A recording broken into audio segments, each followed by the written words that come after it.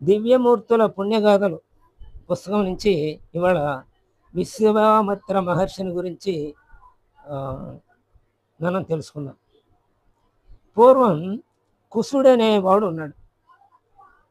అతను విదర్భరాజు కూతురుని వివాహం ఆడాడు. మరి కుసుడు బ్రాహ్మణ జాతికి చెందినవాడు, కానీ అతని భార్య క్షత్రియ వంశానికి చెందినది. సాధారణంగా మనం ఎవరి పుత్రులైతే అంటే మగవాడి పేరుతోనూ మగవాడి వర్ణంతోనూ పిలవాలి వస్తుంది. కానీ ఇక్కడ ఆమెకు పుట్టిన సంతానాన్ని కూడా క్షత్రియులుగానే పరిగణించారు. అది కుసునకు 4 కుమారులు కలిగారు. అంటే విదర్భరాజు కూతురు ద్వారా 4 కుమారులు కన్నాడు. తండ్రి అనుమతితో 4 రాజ్యాలకు రాజులయ్యారు. ఈ 4లో కుశాంబుడు అనేవాడు కౌశాంబి అనే నగరానికి రాజయ్యాడు. 2వ వాడు కుశనాభుడు, ఇతడు మహోదయ అనే పట్టణానికి రాజయ్యాడు. ఇక 3వ వాడు అధూర్తర జసుడు, ఇతడు ధర్మారణ్య నగరానికి రాజయ్యాడు. ఇక కడపటి వాడు వసుగు, ఇతడు గిరివ్రజపురానికి రాజయ్యాడు. ఈ గిరివ్రజపురానికి దాపులో సోణ నది పడమటాభిముఖి అయి ప్రవహిస్తోందన్నమాట సోణ నది. ఇక కుశుని 2వ కుమారుడైనటువంటి కుశనాభుడు ఘృతాచిని వివాహమాడాడు. వీరికి 9 కుమార్తెలు కలిగారు. వీరిద్దరికి, కుశనాభుడికి ఘృతాచిని. వారు అందచందములలో మేటి. వారిని చూచి వాయుదేవుడు మోహించాడు. తనను వివాహమాడమని వాయుదేవుడు కోరాడు. అయితే వాయుదేవుడిని కోరికను తిరస్కరించారు. తండ్రి ఆజ్ఞ లేదే మేము అలా చేయలేమని ఆయన కోపించాడు. వారందరినీ కురూపులుగామని శపించాడు. కుశనాభుడు తన 9 కుమార్తెలకు వరుని చూడవలసినదని మంత్రులకు చెప్పాడు. వారు బ్రహ్మదత్తునికి ఇచ్చి వివాహం చేయమని సలహా ఇచ్చారు. వారి సలహాను అనుసరించి కుశనాభుడు తన 9 కుమార్తెలను బ్రహ్మదత్తుడికి ఇచ్చి కడు వైభవంగా వివాహం చేశాడు. కానీ వంశాభివృద్ధి కొరకు మగ సంతానము లేదు కుశనాభుడికి. అంతా 9 అమ్మాయిలుగా కాబట్టి పుత్ర సంతానం కొరకు యజ్ఞం చేస్తే తండ్రి అయిన కుశుడు అనతి కాలములో పరాక్రమము గల పుత్రుని జనించునని కుమారుని దీవించాడు. అంటే కుశనాభుడిని కుశుడు దీవించాడు యజ్ఞం చేసినప్పుడు. సరే, మంచి పరాక్రమం కుమారుడు పడతాడని. తత్ఫలితముగా కుశనాభునకు గాది అను పుత్రుడు జన్మించాడు. అంటే ఘృతాజికి కుశనాభుడికి గాది పుట్టాడు. తర్వాత 9 కుమార్తెల తర్వాత యజ్ఞం చేసిన తర్వాత గాదికి యుక్త వయసు వచ్చిన తర్వాత వివాహం చేశారు. ఆ దంపతులకు సత్యవతి అనే కుమార్తె పుట్టింది. గాదికి భార్య పేరు ఇక్కడ చెప్పలేదు. ఇక భృగువంశజుడైన చవనుని కుమారుడు రుచిక మహర్షి. ఇతను గాది వద్దకు వచ్చాడు. సత్యవతిని వివాహం, అంటే సత్యవతి గాది కుమార్తె కదా, అందుకని వివాహమాడుటకు గల ప్రగాఢ కోరికను తెలియపరిచాడు ఈ రుచిక మహర్షి. తన కూతురుని బ్రాహ్మణునికి ఇవ్వటానికి ఇష్టపడలేదు ఆయన. అదీ కాక ముని కోరికను మరి ధిక్కరిస్తే శాపం వస్తుందేమో అని భయపడ్డాడు. అందుచేత సందిగ్ధంలో పడి కొంచెం ఆలోచించి 1000 గుర్రాలను కనుక కన్యాశుల్కంగా ఇస్తే అప్పుడు సత్యవతిని నీకు ఇచ్చి వివాహం చేస్తానన్నాడు గాలి. రుచికుడు వరుణి వద్దకు వెళ్ళాడు. నిజ వృత్తాంతాన్ని అంతా తెలిపాడు. ఆయన సహస్ర అశ్వాలని ఇమ్మని కోరితే అప్పుడు వరుణుడు ఇచ్చాడు. వాటిని తీసుకొచ్చి ఈ గాదికి ఇచ్చాడు. అప్పుడు గాది తన కుమార్తెను సత్యవతిని రుచికునికి ఇచ్చి కడుపు వైభవంగా వివాహం చేశాడు. కొంతకాలానికి రుచీకుడు భార్యను పిలిచి వరం కోరుకోమన్నాడు. అంటే సత్యవతిని పిలిచాడు, వరం కోరుకోమన్నాడు. ఆమె భర్త ఆదరణకు మెచ్చి తనకొక పుత్రుని, మరి తన తల్లికి ఒక పుత్రుని ప్రసాదించమని కోరింది. అంటే తన తల్లికి కూడా పుత్రులు లేరు కదా! అంతా అమ్మాయే కదా! అందుకని తల్లికి ఈమె ఒక్కతే కూతురు. అప్పుడు రుచీకుడు సంతసించాడు. 2 చరువులను భార్యకి ఇచ్చాడు. అంటే 2 పాత్రల్లో యజ్ఞ ఫలాన్ని ఇచ్చాడనమాట. మొదటి చరువును నీవు ఉపయోగించి బ్రహ్మర్షికి అర్హత గల కుమారుని పొందు. 2వ చరువును నీ తల్లికిచ్చి రాజశ్రేష్ఠుడైన పుత్రుణ్ణి పొందమని చెప్పు అని. అంటే అట్లా పుడతారు అని చెప్పాడు అనమాట. నీకేమో బ్రహ్మర్షి పుడతాడు, మీ తల్లికేమో ఒక రాజశ్రేష్ఠుడు పుడతాడు అని చెప్పాడు అని స్నానం చేయటానికి వెళ్ళాడు అవి భార్యకి ఇచ్చి. ఇంతలో గాది ఏం చేశాడు, భార్య సమేతంగా కూతురు సత్యవతిని చూడటానికి వచ్చాడు. సత్యవతి చాలా ఆనందపడింది తల్లిదండ్రుల రాకతోటి. ఆ ఆనంద పారవశ్యంలో రుచీకుడు ఇచ్చిన చరువులని తారుమారు చేసేసింది. తను తాగాల్సిన చరువునేమో తల్లికి ఇచ్చింది, తల్లి తాగాల్సిన చరువునేమో తను సేవించింది. ఇంతలో రుచీకుడు ఆ నది నుంచి స్నానమాడి తిరిగి వచ్చాడు. విషయాన్ని తెలుసుకున్నాడు. ఆమె తొందరపాటుకు చింతించాడు. కోపం వచ్చింది. నీకు పుట్టబోవు కుమారుడు దుర్మార్గుడై ఉంటాడు అని చెప్పాడు ఆయన. అప్పుడు సత్యవతి తన తప్పిదానికి మన్నించమని, సుపుత్రుని కనటానికి వరమివ్వమని పదే పదే వేడుకుంది. రుచీకుడు ఆమెను మన్నించాడు. నీ కుమారునకు బదులు నీ మనమడు మిక్కిలి తేజోవంతుడై దుష్టరాజులను సంహరిస్తాడు అని చెప్పాడు. తత్ఫలితముగా సత్యవతికి జమదగ్ని పుట్టాడు. గాది భార్యకు విశ్వామిత్రుడు జన్మించాడు. అది ఆ తర్వాత తరువాత విశ్వామిత్రుడు కన్యాకుబ్జమునకు రాజై, గాది తరువాత విశ్వామిత్రుడు రాజు అయ్యాడు అక్కడ. మరి గాది వారికి విశ్వామిత్రుడు పుట్టాడు కదా, అందుకని ఆ కన్యాకుబ్జానికి రాజు అయ్యాడు. ప్రజారంజకంగా రాజ్యపాలన చేస్తూ ఉన్నాడు. రుచీకునకు జమదగ్ని గాక మరో 3 పుత్రులు పుట్టారు. వారిలో సునస్సేపుడు ప్రసిద్ధిగాంచాడు. రుచీకుడికి పుట్టిన వాళ్ళలో సునస్సేపుడు ప్రసిద్ధిగాంచాడు అన్నమాట 3 పుత్రుల్లో. కొంతకాలము తరువాత విశ్వామిత్రుడు వేటకై వెళ్ళాడు. అడవిలో బహుదూరము సంచరించాడు, అలసిపోయాడు. సమీపంలో వశిష్ఠ మహర్షి ఆశ్రమం కనిపిస్తే తన భటులతో కలిసి వెళ్ళాడు. వశిష్ఠ మహర్షి వచ్చిన వారికి తన యొద్ద ఉన్న నందినీ ధేనువు సహాయంతో పంచభక్ష పరమాన్నములతో భోజనం పెట్టాడు. విశ్వామిత్రుడు తృప్తిగా భోజనం చేశాడు. అడవిలో ఉంటున్న ఇతడు షడ్రుచులతో భోజనం ఎలా పెట్టగలిగాడా అని సందేహం వచ్చింది. ఆ సందేహాన్నే వశిష్ఠ మహర్షి ముందు పెట్టాడు.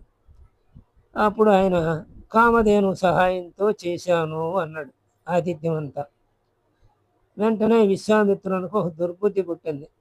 కామధేనువు నాకు ఇచ్చిన అది ప్రజలకెంతో ఉపయోగపడుతుంది కదా అన్నాడు. కానీ వశిష్ఠ మహర్షి కామధేనువుని ఇవ్వటానికి అంగీకరించర. విశ్వామిత్రుడు రాజు కదా, రాజఠివితో దౌర్జన్యంతో వశిష్ఠ మహర్షిని బెదిరించాడు. బలవంతంగా కామధేనువుని తీసుకుని వెళుతున్నాడు. అది తన దేహము నుండి అనేక అక్షౌణుల సైన్యాన్ని సృష్టించింది. విశ్వామిత్రుని సైన్యంతో పోరాడి వారిని ఓడించి తిరిగి వశిష్ఠ మహర్షి దగ్గరకు వచ్చింది. అంటే కామధేనువు విశ్వామిత్రుడు అనర్హుడు అనమాట, కామధేనువు తను ఉంచుకోవడానికి. అందుకని అది ఆ పని చేసింది. అంతే, ఎప్పుడు స్వార్థము పనికిరాదు. మహర్షుల పట్ల అసలు పనికిరాదు. వాళ్ళ దగ్గర స్వార్థాన్ని అసలు వ్యక్తం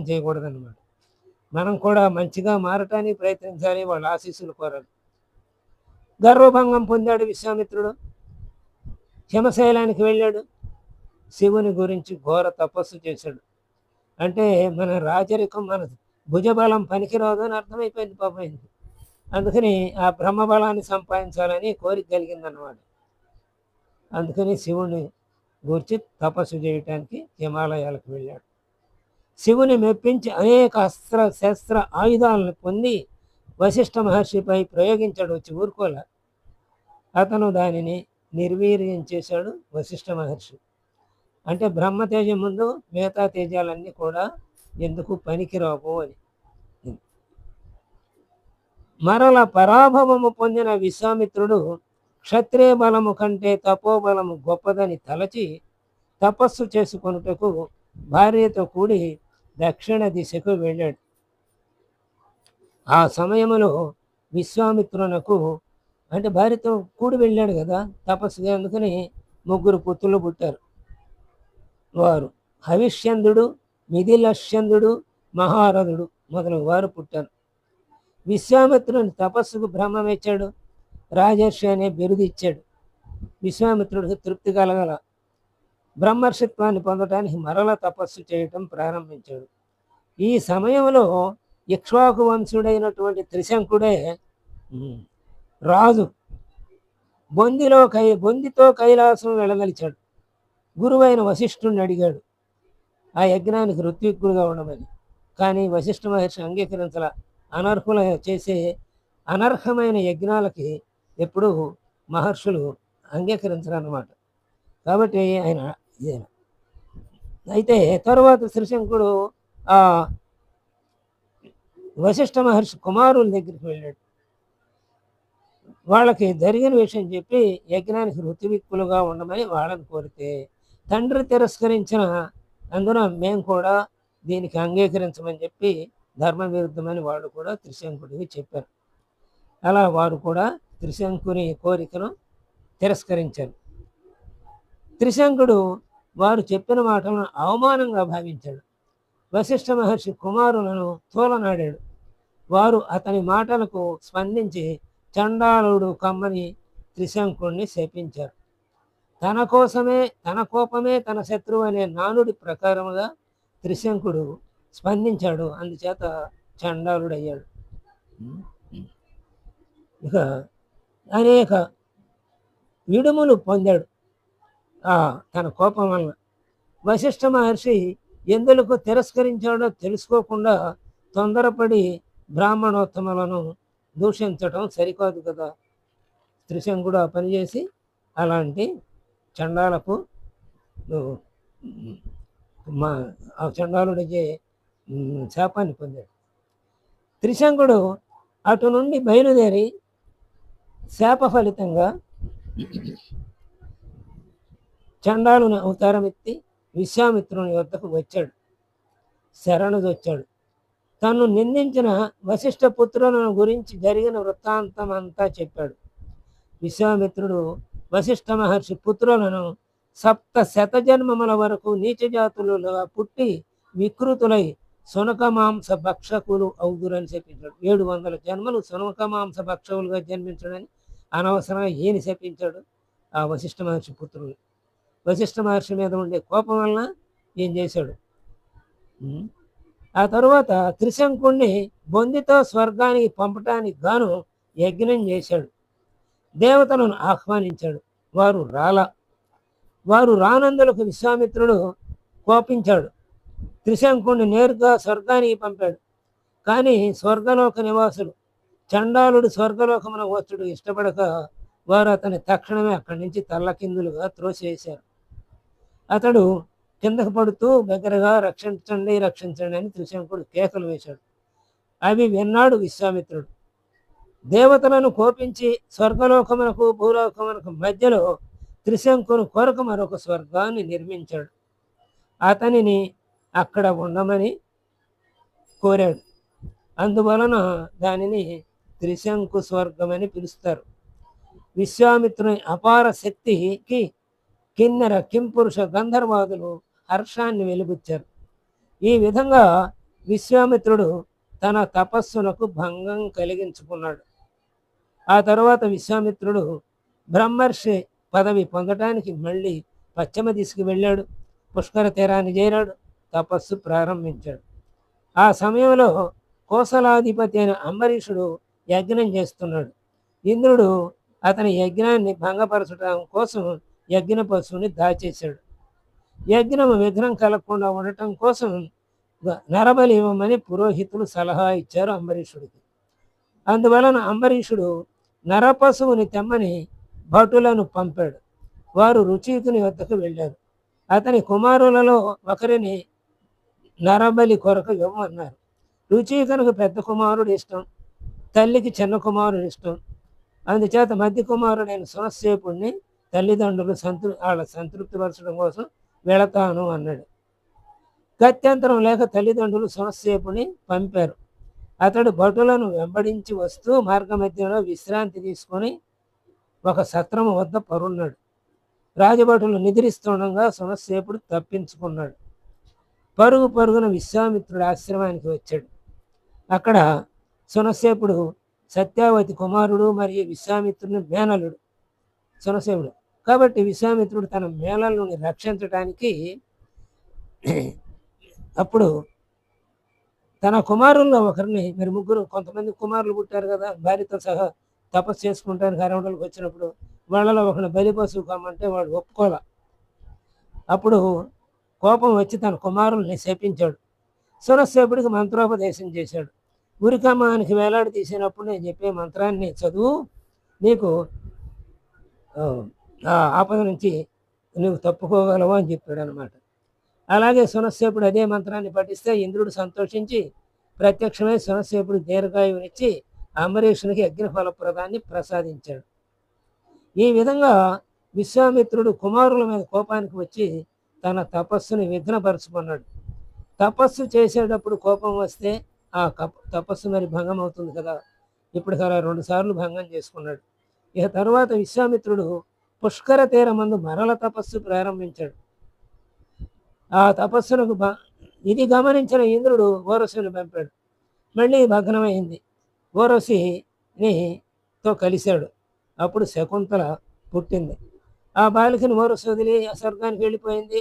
విశ్వామిత్రుడు కూడా వెళ్ళిపోయాడు. తన చపల చిత్తానికి విచారించాడు. అక్కడే వదిలేశాడు ఆయన కూడా. కణువుడు చూశాడు. కణువుడు ఆ శకుంతలను పెంచాడు. ఆ తర్వాత కణువుడు ఆ శకుంతల్ని భరతుడికి ఇచ్చాడు. దుష్యంతుడికి, వాళ్ళిద్దరికీ భరతుడు పుట్టాడు. ఈ విధంగా విశ్వామిత్రుడు తపస్సు మళ్ళీ ఒకసారి భంగమైంది. అది కూడా స్వయంకృతాపరాధమే. ఇక విశ్వామిత్రుడు ఇంకా విడవల తన పట్టుదలని మరల తపస్సు చేయటం ప్రారంభించాడు. మళ్ళీ ఇంద్రుడు రమ్మను పంపాడు. ఇది కోపించాడు. ఇతడవ రమ్మ మీద, ఇతడవ మోహించల, శిలవైపోవుగా కానీ శపించాడు. సాధారణంగా తపస్సు పరిపక్వత పొందాలంటే కోపం రాకూడదు, ఇతరులకి అపకారం చేయకూడదు. ఇప్పుడు కోపం అపకారం, ఇతరులకు అపకారం చేశాడు అన్నమాట. ఆమె సెలవైపోయి శపించాడు కదా. కాబట్టి అప్పుడు మళ్ళీ తపస్సు భంగమైంది. ఇక విశ్వామిత్రుడికి బ్రహ్మర్షి కావాలనే తపన మాత్రం పోల. అతను వశిష్ఠ మహర్షి ఎంతటి వానిగా ఎదగాలి అనే కోరిక తీవ్రంగానే ఉంది కదా. కాబట్టి పోటీగా పట్టుదలతో మళ్ళీ తపస్సు ప్రారంభించాడు. బ్రహ్మ ప్రత్యక్షమయ్యాడు. రాజర్షి అని సంబోధించాడు. అయితే తృప్తి పడల. బ్రహ్మ ప్రత్యక్షమై బ్రహ్మర్షి అని పిలిచేదాకా తపస్సు చేశాడు. అప్పుడు బ్రహ్మ ఈ దఫా కనపడి బ్రహ్మర్షి అని పిలిచాడు. అదృశ్యమయ్యాడు బ్రహ్మ. విశ్వామిత్రుడు ఆ మాట వశిష్ఠ మహర్షి అనిపించుకొని బ్రహ్మర్షి పదవికి శ్రీకారం చుట్టాలని కుతూహలంతో మళ్ళీ వశిష్ఠ మహర్షి దగ్గరకు వచ్చాడు. విశ్వామిత్రుని చూచి బ్రహ్మర్షి అని మృదుమధురంగా పిలిచాడు. అమ్మయ్య అనుకున్నాడు. ఆనంద పారస్యం పొందాడు. శీతల జలబిందువులు బొటబొట అతని నేత్రాల నుండి కారి ధరణి మాతను సంతోషపెట్టినాయి. హరిశ్చంద్రుని సత్యనిష్టను జగానికి చాటి చెప్పాలని విశ్వామిత్రుడు అతని రాజ్యాన్ని, సిరి సంపదలను కళవళించాడు. ఇక్కడ ఇతని స్వార్థమే లేదు. ఆయన సత్యనిష్టను జగానికి చెప్పడం కోసమే ఈ పని చేశాడు. తొదకు హరిశ్చంద్రుని కుటుంబంతో అడవికి పంపగా హరిశ్చంద్రుడు రాజ్యభ్రష్టత పొంది భార్యను ధనికుల ఇంటిలో పనికత్తిగా అమ్మి తాను కాటికాపరిగా పనిచేసినప్పటికీ సత్యాన్ని విడవల. విశ్వామిత్రుడు పెట్టిన పరీక్ష వలన హరిశ్చంద్రుని పేరు సత్యహరిశ్చంద్రునిగా శాశ్వతంగా చరిత్ర పుటల్లో సువర్ణాక్షరాలతో లిఖించబడింది. త్రేతాయుగంలో విశ్వామిత్రుడు అయోధ్య నగర చక్రవర్తి అయిన దశరథ మహారాజుకు వచ్చాడు. రామలక్ష్మణుడు తన వెంట తీసుకువెళ్ళాడు. వారికి బల అతిబల మంత్రోపదేశాలు చేశాడు. శివుని నుండి పొందిన సకల శస్త్రాస్త్రాల ఆయుధాలను వారికి ఇచ్చాడు. తాటకి సుబాహుల రాక్షసులను చంపించాడు. వారి మరణం వలన అడవిలో ఋషులు స్వేచ్ఛగా గాలి పీల్చుకొని యజ్ఞయాగాలను నిరాటంకంగా నిర్వహించారు. ఆ తర్వాత విశ్వామిత్రుడు రామలక్ష్మణులను తీసుకొని మిథిలా నగరానికి పోయి అక్కడ జనక మహారాజు నిర్వహించిన స్వయంవరంలో శివధనస్సుని రామునిచే విరిపించి సీతతో శ్రీరామునికి వివాహం జరిపించాడు. ఇది విశ్వామిత్రుని కథ. 2 రోజులు పడుతున్నాం అనుకున్నాం. అంటే మధ్యలో వేరే రాలేదు ఆలోచనలు, ఇతరత్ర ఉదాహరణలు ఇవ్వలేదు, అందుకని అయిపోయింది, కథ పూర్తయింది. అంటే ఎప్పుడైనా సరే ఒక దృఢ నిశ్చయంతో కూర్చున్న తర్వాత అనేక ఆటంకాలు వస్తే ఆటంకాలని అంటే ఆ మాయలో పడిపోకుండా ఆటంకాలని ఎదుర్కొని తన పనిని తాను చేసుకోవటమే. అందుకనే ఒక పద్యం ఉంది కదా, ఆరంభింపరు నీచ మానవులు ఆరంభించి పరిత్యజింతురు గురు విఘ్నాయత్తులై మధ్యము ధీరుల్ విఘ్న నిహన్యమానులగుసున్ అని మనం పద్యం చదువుకుంటాం కదా. కాబట్టి వద్దులే అనుకుంటారు నీచులు, అసలు పని ఎందుకు అని, ఎక్కడైనా చేయలేము, ఆటంకాలు వస్తే మనకి కష్టం. ఈ మధ్యస్థంలో ఉన్నవాళ్ళు మొదలెడతారు, ఆటంకాలు వచ్చిన తర్వాత ఆటంకాలని ఎదుర్కోవటానికి పూనుకొని అందులో విఫలమై ఆగిపేస్తారు వద్దులేని. ధీరులైతే ఆటంకాలన్నిటినీ అధిగమించి తమ పనిని నెరవేర్చుకుంటారు. అలా విశ్వామిత్రుడు అన్ని ఆటంకాలని అధిగమించి చివరికి బ్రహ్మర్షి అని, బ్రహ్మచేతే కాకుండా చివరికి తన విరోధిగా ఎవరైతే బ్రహ్మర్షి అనిపించుకున్నాడో ఆ బ్రహ్మర్షి చేత బ్రహ్మర్షి అనిపించుకోవాలని పట్టుదలతో ఉండి ఆ పట్టుదలతో అక్కడికి వెళ్ళి అది సాధించుకొని మహదానందం పొందాడు. ఆ తర్వాత హరిశ్చంద్రుని సత్యనిష్టను లోకానికి చాటడం కోసం ఆయనకి కొన్ని అడ్డంకులు కల్పించి ఆయన సత్యనిష్టను లోకానికి తెలియజేశాడు. అలాగే శ్రీరాముని వివాహానికి ఆద్యుడయ్యాడు. అది స్వస్తి.